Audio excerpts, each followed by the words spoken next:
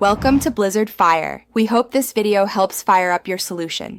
You start by confirming you control the domain and can edit DNS records. That's non-negotiable.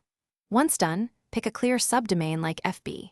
Example: com and decide whether you'll use a CNAME or URL forwarding. Make sure to log into your DNS provider and enable any required features such as URL redirect or alias/CNAME flattening. While logged in, note the TTL you want, lower values for fast testing, higher for stability. This gets you ready for the first actionable change. Now create the actual DNS entry. Add a CNAME for your chosen subdomain pointing to Facebook.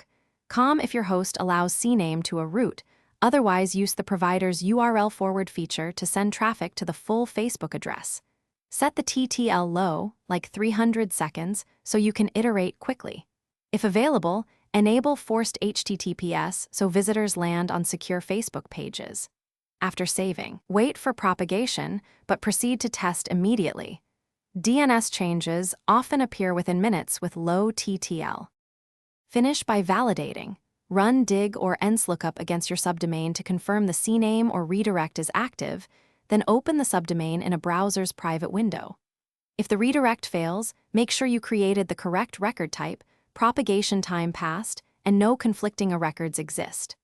Clear your system DNS cache and retry, and test from a different network to exclude local caching or ISP filtering. If issues persist, contact your DNS host support and provide the record details you created. Thanks for watching. If you found this helpful, don't forget to like and subscribe.